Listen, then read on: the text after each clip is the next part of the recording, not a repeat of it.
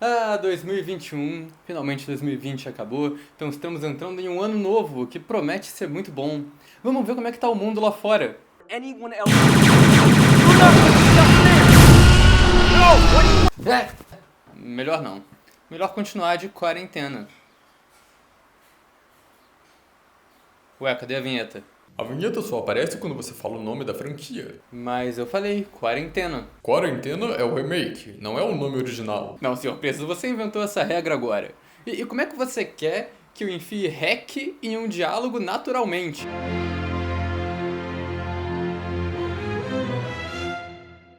Hack, estilizado com colchetes, é um filme de terror espanhol que foi lançado em 2007 e rapidamente se tornou um fenômeno do gênero. Os anos 2000 foram marcados por muitos filmes de found footage, aquele gênero do terror que o filme todo se passa como uma gravação feita pelos próprios personagens. Esse estilo foi popularizado pelo Bruxa de Blair em 99 e até hoje é um recurso que os produtores de terror usam bastante. O Hack veio nessa primeira onda de filmes found footage e não só ele foi um filme bem feito, como ele também foi bem recebido e até hoje é considerado um dos melhores found footages de terror já feitos. O filme foi escrito e dirigido pela dupla Paco Plaza e Jaume Balaguer, e a ideia deles era fazer um filme de terror que começasse como um programa de TV. Claro que essa ideia do programa de TV foi o pontapé inicial, mas como o filme foi um sucesso enorme, ele virou franquia e isso se perdeu. Da continuidade original, os filmes espanhóis, tem 3 continuações que vão criando uma história cada vez mais complexa, mas todos continuam sob o controle criativo da dupla de diretores original. E claro, também temos o Quarentena, o remake americano, porque é claro que tem um remake desnecessário feito pros americanos que não gostam de ler legenda. E esse remake ainda tem uma continuação que não tem nada a ver com os filmes espanhóis, então ele cria a própria continuidade. Ao todo, a franquia Hack Quarentena tem 6 filmes que vão de clássicos recentes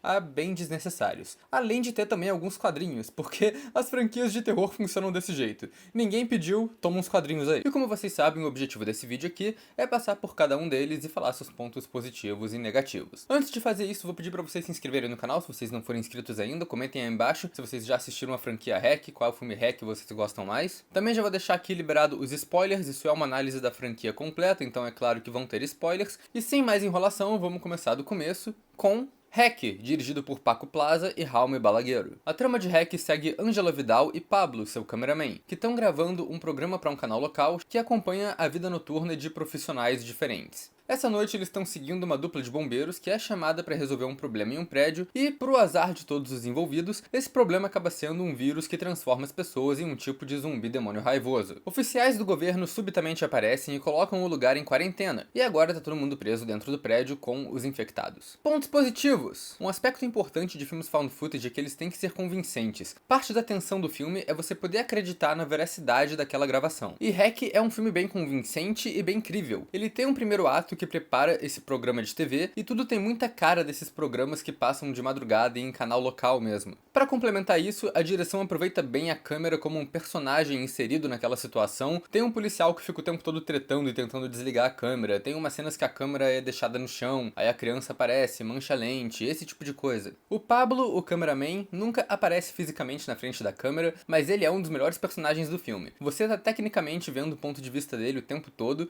mas não é um ponto de vista passivo. Ele tá sempre interagindo e fazendo ações importantes para avançar a trama. O Pablo é interpretado pelo cinegrafista do filme, e o nome do cinegrafista é Pablo Rosso. Então tem aquele aspecto do found footage do personagem ter o nome do ator também. E é bom que o cinegrafista seja o personagem, porque acaba dando um visual melhor pro filme do que, por exemplo, Bruxa de Blair, que eles tacaram os atores para filmar. A fotografia do Hack até que é variada, ela alterna entre iluminação normal, pra lanterninha clássica do found footage e para aquelas cenas de visão noturna no final. A direção do filme é ótima também. Pra manter a sensação de gravação, tem muitos planos longos, com um monte de ator fazendo coisa diferente, tem muita ação e é tudo bem coordenado. O que eu acho que diferencia esse de outros found footages é que ele tem uma câmera tremida, mas não é uma distração. Ele enquadra tudo que ele precisa enquadrar e você tá sempre vendo bem o que tá acontecendo. As atuações também são boas. De novo dá aquela impressão de realidade, são vários personagens falando ao mesmo tempo e também tem muito improviso e reações reais ao que tá acontecendo. Os personagens são bem estabelecidos, E esse é outro bom uso do found footage, que o roteiro aproveita para apresentar vários personagens diferentes através de entrevistas para o programa de TV sobre a situação que está acontecendo. A Angela também é uma boa personagem. É a clássica protagonista de found footage que insiste em ficar gravando, mas aqui ela tem uma boa justificativa de querer denunciar o que está acontecendo com essas pessoas e também fazer um bom programa, por que não, né? Eu gosto também como o roteiro começa parecendo que vai ser uma história de zumbis infectados, aquele tipo de zumbi rápido, raivoso do extermínio. Mas nos últimos 15 minutos eles têm uma virada na trama que coloca um aspecto religioso por trás de tudo, o que deixa as criaturas desse filme muito mais únicas. E falando em criaturas, a gente tem que falar da Ninha Medeiros,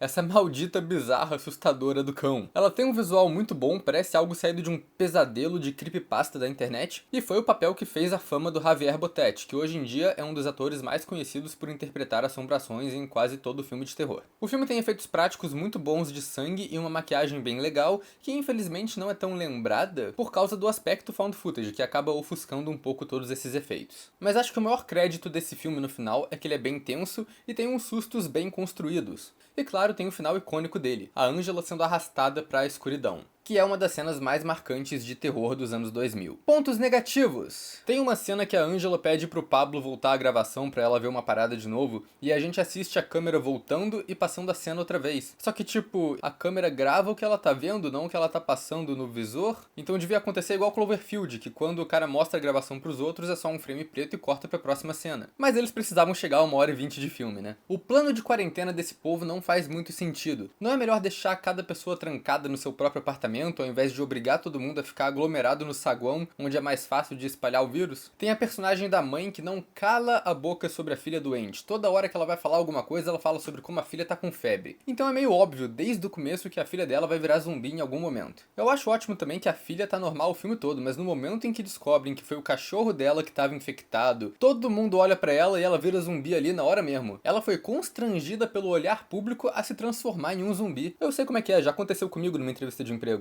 Os personagens nesse filme têm uma mania insistente de virar as costas pra gente que eles sabem que tá infectada. O pior é o policial que tá tentando domar a criança que ele já viu matando gente. E depois ele vira a cara. Mereceu levar um mordidão na orelha mesmo. Tem um jumpscare no final que é bem aleatório. Eles estão investigando o apartamento e do nada aparece uma criança infectada no sótão só pra dar um susto. Isso não faz nem sentido. A única criança que é estabelecida pra tá ali é a menina Medeiros. A outra criança no sótão tá no filme só pra dar um susto de graça e nunca mais aparece. Hack é um ótimo filme de found footage e acho que é um dos clássicos de terror dos anos 2000.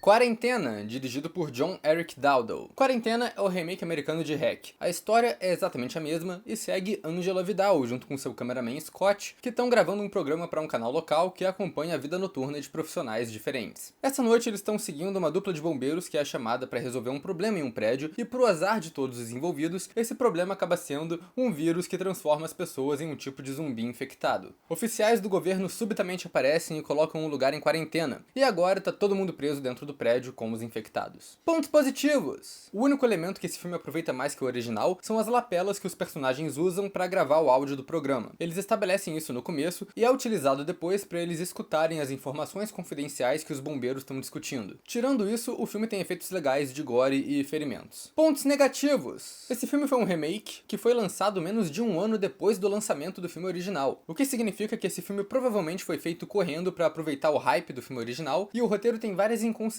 que vem de traduzir diretamente o filme espanhol e tentar mudar o roteiro ao mesmo tempo. Aí nesse filme eles acrescentam uma cena que os bombeiros vão passando de porta em porta no prédio pra pessoalmente levar todo mundo pro saguão. E algumas cenas depois eles fazem uma contagem pra saber se todo mundo tá no saguão. Sendo que eles acabaram de bater em porta pra fazer todo mundo descer. A contagem parece que tá nesse filme só porque tem no filme original também. A trama do filme é praticamente igual, a maior diferença é que eles pegam o que o Hack tinha de diferente e tiram do filme pra ele ficar mais genérico. Então os zumbis possuídos do filme anterior são substituídos por uns zumbis infectados por raiva normais. A direção desse filme é criativamente morta, as cenas são filmadas ou iguais ao filme espanhol, o que é bem sem graça porque é só uma repetição, ou são filmadas de um jeito pior. É aquele típico filme de found footage cagado. A câmera tremida aqui incomoda e tem uma fotografia sombria que deixa tudo incompreensível. É só comparar as duas cenas em que o primeiro policial é atacado. No filme espanhol é tremido, mas é gravado em um plano um pouco mais estático, um pouco mais aberto, um pouco mais iluminado, tu consegue ter uma noção espacial da cena. No remake é tudo gravado no escuro, com close-up e uma câmera frenética. É ridículo. Todos os personagens nesse filme são transformados em caricaturas e todo mundo é meio babaca. Os bombeiros são os piores. Nesse filme eles são dois personagens de filme slasher, dois caras canastrões e estúpidos,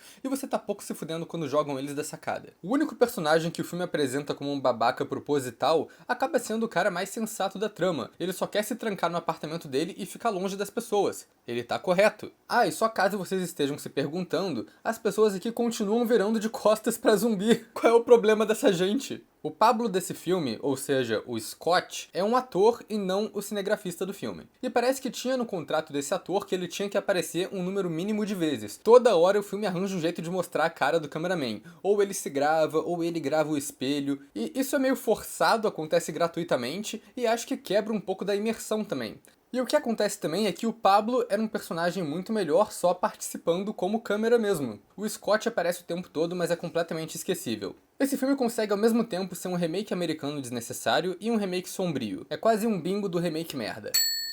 REC 2, dirigido por Paco Plaza e Jaume Balaguer. A história do REC 2 segue diretamente o primeiro. Um time de 4 soldados, acompanhados de um suposto oficial da saúde que mais tarde é revelado ser um padre, entram no prédio cheio de gente infectada para tentar pegar uma amostra de sangue da menina Medeiros. Ao mesmo tempo, um grupo de jovens invade o prédio de zoeira e acaba preso no meio dessa situação toda também. Os dois grupos eventualmente se encontram e também encontram a Angela, que sobreviveu ao filme anterior, mas que agora carrega o demônio parasita original que provocou toda a situação dentro dela. Pontos positivos. Igual ao primeiro filme, a fotografia é boa. Apesar de ser outro found footage, aqui é tudo bem coordenado para ser compreensível. Tem até uma cena que a gente vê uma luta acontecendo só pela sombra refletida na parede, que eu achei muito bom. O que faz sentido também, porque é o mesmo cinegrafista, o Pablo Rosso. Dessa vez ele faz outro personagem. No primeiro filme ele era o Pablo, nesse filme ele é o Rosso. Eu achei bem esperto e engraçado esse detalhe. Esse filme complementa bem o primeiro porque ele responde algumas das questões principais que o primeiro filme deixou quicando, mas sem ficar muito expositivo ou explicativo demais. Eu gosto do personagem do padre que vai disfarçado de oficial da saúde pra lá. Dá uma sensação de sigilo pra toda a situação, cria um suspense. E esse filme explica melhor a mistura de zumbi, contágio e possessão que acontece. Ele faz isso aproveitando muito bem o aspecto religioso. Tem vários elementos de filme de possessão aqui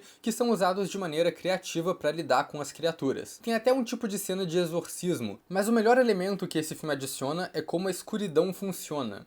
O que acontece é que as forças sobrenaturais modificam o espaço do apartamento só na escuridão. Com a luz acesa, ele é uma coisa, mas quando apaga a luz aparece uma porta nova ou uma banheira cheia de água preta, umas coisas bizarras. E eu acho essa ideia ótima. Igual ao primeiro filme, o elemento do found footage aqui é bem utilizado. O filme tem uma câmera principal, que é a do Rosso, mas ele tem várias câmeras secundárias também. Tem uma câmera no capacete de cada soldado, que às vezes ele usa pra dar um ponto de vista e fazer aquelas cenas estilo videogame. E tem uma cena que a bateria da câmera acaba, então o personagem tem que usar outra câmera a partir desse momento. Tem um lance legal de que o roteiro não é linear, ele para na metade e volta a contar a história do começo pelo ponto de vista do outro grupo. Então tem algumas cenas que se repetem, mas na visão de grupos diferentes. Eu gosto também que o filme se deu o trabalho de pegar alguns atores do primeiro filme pra interpretar os personagens zumbificados. Dá pra você identificar quase todos os personagens do filme anterior aqui, e eu gosto que os infectados não aparecem logo de cara. Os soldados entram no prédio e ficam um tempo andando por lá antes dos zumbis aparecerem.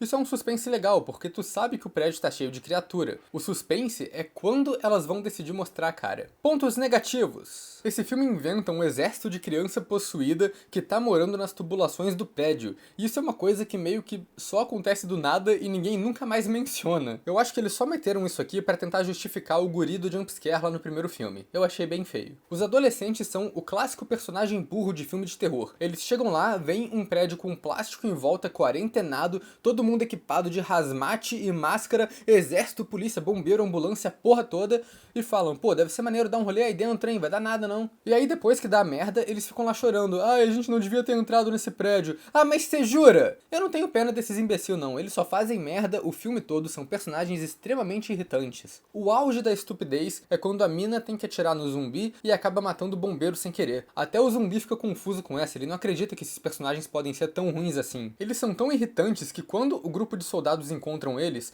só trancam os jovens numa sala e eles nunca mais aparecem no filme. A Angela fica meio perdida nesse roteiro, porque do nada ela só aparece no meio de uma cena de ação aleatória, dando um oi pra galera com a câmera do filme anterior na mão, e eu acho que a reviravolta de que a Angela tá possuída também é um pouco óbvia. No primeiro filme, ela era só uma pessoa normal, aí do nada nesse filme ela é uma lutadora fodona que explode a cabeça dos bichos no tiro. Claramente alguma coisa mudou ali. No geral, eu acho que REC 2 é uma boa continuação, é um filme que apesar de ter uns personagens irritantes, complementa bem o primeiro, e eu gostei dele.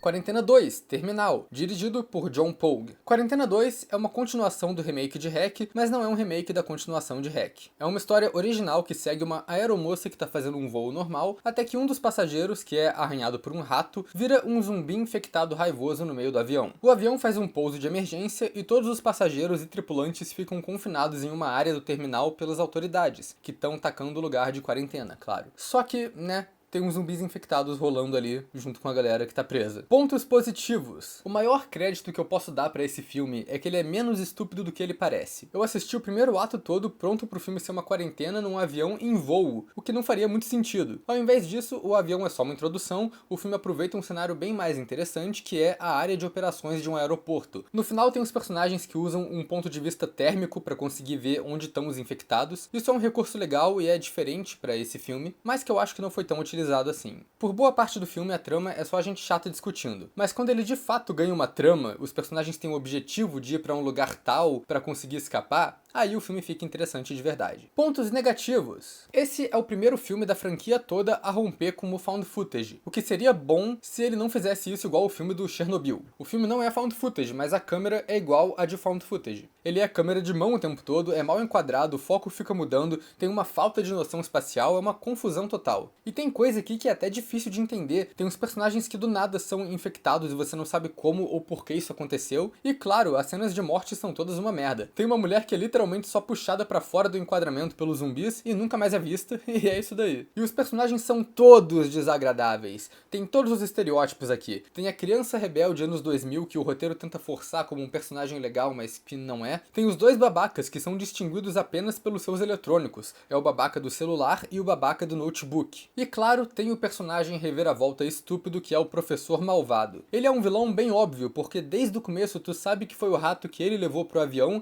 que mordeu o cara e infectou ele. Então quando ele revela que levou o rato de propósito, você meio que já espera isso. E aí entra a parte mais estúpida da trama, porque esse plano dele de levar animal infectado pro avião é completamente inviável e não ia acontecer por causa das regras e seguranças de voo e aeroportos. Aí para justificar isso, eles só explicam com uma fala meia boca que o cara conseguiu passar pela segurança do aeroporto porque ele é de um culto apocalíptico que tem pessoas infiltradas em vários lugares. E é só isso mesmo, ninguém elabora mais qual era do culto. Para dar o crédito, tinha algumas dicas de existência desse culto no primeiro filme do Quarentena também, mas o fato de não expandir isso nem um pouco e só deixarem uma frase solta no filme é muito ruim. Parece que o roteirista assistiu Os 12 Macacos do Terry Gilliam e pensou, pô, muito legal esse filme, mas sabe o que ele podia ser?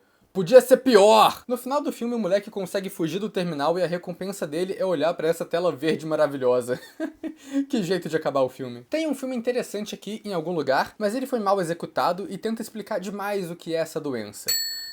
REC 3, Gênesis, dirigido por Paco Plaza. Com o nome Gênesis, você já deduz que esse filme vai ser uma história de origem que ninguém pediu, ou que no mínimo ele vai ter uma trilha sonora do Phil Collins. Felizmente, nenhuma dessas duas coisas acontece. O que acontece é que esse filme é uma história paralela que tá acontecendo ao mesmo tempo que o primeiro filme. O que tá rolando é a festa de casamento dos dois protagonistas, a Clara e o Coldo. Só que sabe quando aquele tio bêbado da família estraga a festa fazendo alguma merda? Nesse caso, o tio bêbado é um veterinário que foi mordido pelo cachorro infectado da menina do primeiro filme. E a merda que ele faz é virar um zumbi e espalhar o vírus pela festa, mordendo as pessoas e tudo mais. Logo, o casamento vira um verdadeiro pandemônio, com o noivo e a noiva tendo que passar por um mar de zumbi possuído para conseguir se reencontrar e fugir dali. Pontos positivos. Esse foi o filme que matou oficialmente o found footage na franquia. E ele faz isso muito bem. Ele começa como se fosse uma filmagem de casamento e fica alternando entre umas 3 câmeras diferentes. E o legal é que uma das câmeras é profissional, com Steadicam, e as outras são câmera de mão, então dá pra ver uma diferença entre elas pela imagem. O cara que opera a Steadicam continua gravando a parada meio tremida, né, porque afinal é um terror found footage, mas pelo menos a câmera dele é melhor. Só que o found footage acaba em 20 minutos, quando um dos personagens fica puto e quebra a câmera. E aí o filme passa a ter uma direção convencional, o que eu achei um jeito criativo de acabar com o clichê de found footage da franquia. E a direção é boa. Logo quando a câmera quebra, o filme troca e ele já começa bem cinematográfico, com os planos detalhes mostrando o contraste entre o found footage tremido e o novo visual do filme. Ao contrário do terror mais direto dos filmes anteriores, esse filme vira um filme de ataque de zumbis e ação bagaceira. Muita gente não gosta dele porque ele foge da proposta do REC, mas às vezes tu precisa de um filme que o protagonista coloque a armadura de São Jorge que tá na capela pra ir lutar contra os zumbis. Ou tu precisa de um filme que a mina mata os zumbis com a motosserra enquanto continua usando o vestido de noiva dela. A única aparição da Medeiros nesse filme, inclusive, é nos reflexos da galera possuída. Mas eu acho isso legal por ser diferente e ainda ter os elementos de religião dos filmes anteriores. As criaturas possuídas continuam funcionando com as próprias regras. Tem uma cena que o padre paralisa todos os zumbis rezando pelo alto-falante, e tem uma outra cena que o pessoal se esconde dentro de uma capela que os zumbis não conseguem entrar.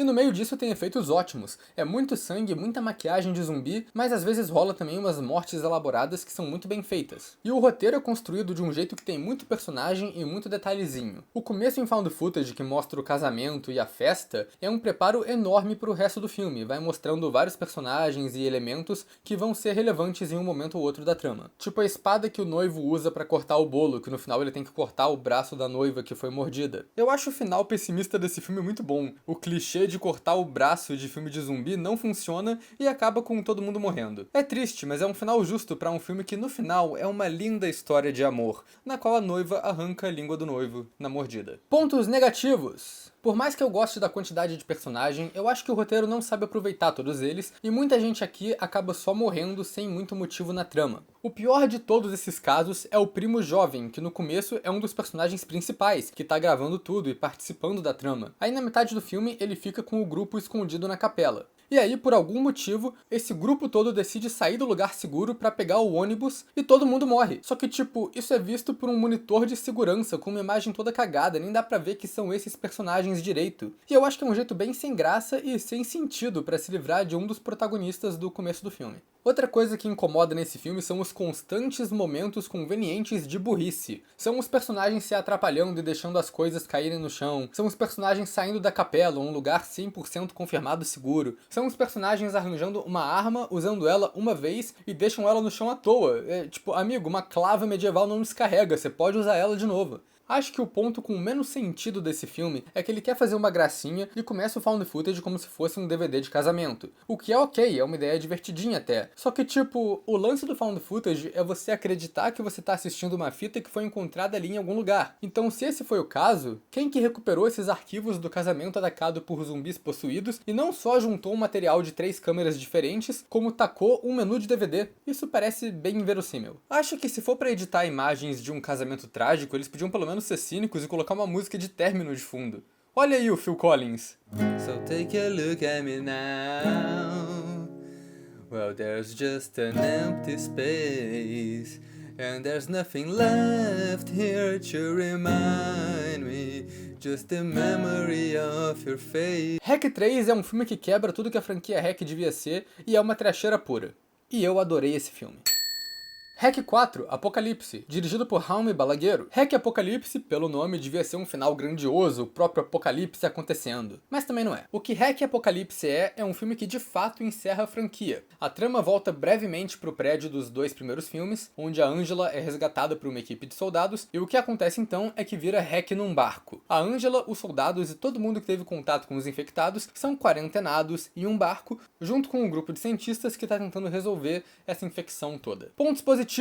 De novo, é uma trama diferente, em um lugar novo, que eu acho legal pra dar uma renovada na franquia. A gente já tinha visto no segundo filme aquele verme que passa do Javier Botet pra Angela, e esse filme fala mais sobre qual é a desse verme e como ele possui as pessoas. A ideia da trama é que os sobreviventes dos outros filmes voltaram todos. Na verdade não, porque os adolescentes do filme 2 não voltaram, né? Na real, como a última vez que a gente viu os jovens foram eles trancados numa sala e o filme 4 começa com o prédio explodindo, dá pra presumir que os jovens morreram na explosão. E eu não ligo nem um pouco, porque eles eram bem insuportáveis. É o melhor caso de Alien 3 que eu já vi na história das retrospectivas desse canal. Mas ele é um filme mais sério, igual os dois primeiros, mas ainda tem um pouco do aspecto trecheira do 3, quando os personagens usam um motor de barco como arma pra matar vários zumbis infectados que estão atacando eles. Eu gosto também que o roteiro brinca com a noção que a gente tem de que a Angela tá infectada. A gente sabe que ela estava possuída no final do filme 2, e a gente acha que ela tá tentando convencer as pessoas do contrário e é tudo maquinação do demônio. Mas acontece que o verme demônio realmente já tinha pulado de corpo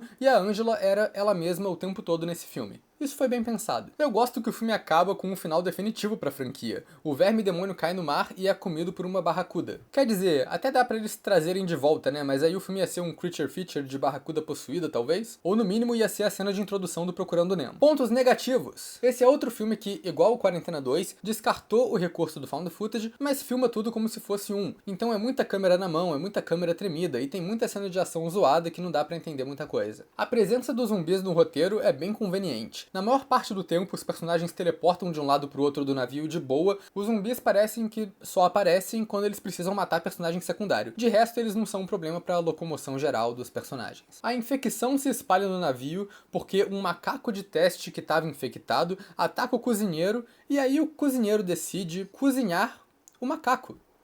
Por quê? Ok, talvez não seja o macaco que ele cozinhou, mas ainda assim, quando tu é atacado por um macaco raivoso, tu não ignora isso e volta a fritar bife. O cozinheiro faz carne obviamente contaminada sem motivo nenhum. Das duas, uma. Ou ele ia ser infectado, mas humano o suficiente pra não fazer essa estupidez, ou ele ia ser um infectado irracional que só quer comer gente. O maluco zumbi demônio não vai parar pra acender forno e temperar carne, isso não acontece, isso é coisa de filme da Pixar. Na real, quando o outro cara vai lá falar com o cozinheiro, ele ainda não virou um infectado completo, então a justificativa que eu chego aqui é que ele decidiu cozinhar um macaco infectado pelo meme.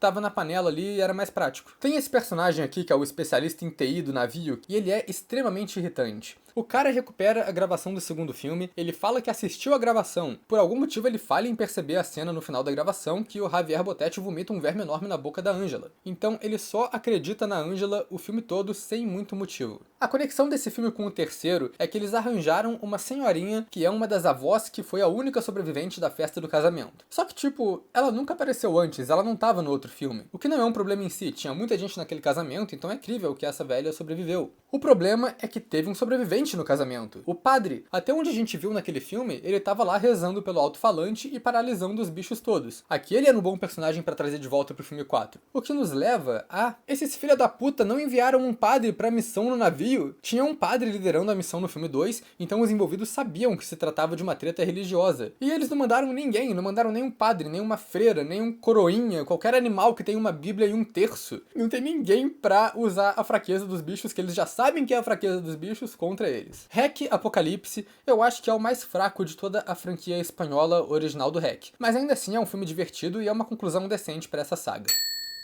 E é isso que é a franquia REC. É meio doido pensar que o filme found footage com uma ideia simples virou esse fuzuê todo no final, mas eu tô de boa com isso. A impressão que eu tenho é que a saga espanhola do REC é uma das melhores sagas por aí, que eu acho que muitas pessoas não dão muita bola para sequências, mas que são todos filmes bem interessantes à sua própria maneira. Apesar de ter alguns deslizes, todos os 4 filmes são bem conectados e têm a impressão de uma unidade, de uma história única. O que provavelmente acontece porque a franquia nunca saiu do controle dos mesmos 2 caras que criaram o primeiro filme. Os filmes do Quarentena, porém, são desnecessários. É um caso raro de que o 2 é mais legal e mais criativo que o primeiro, mas ainda assim eu acho que eles não valem tanto a pena. No mais, eu recomendo assistir os 4 RECs mesmo. São todos filmes divertidos que eu acho que vale a pena. E é isso daí, esse vídeo acabou.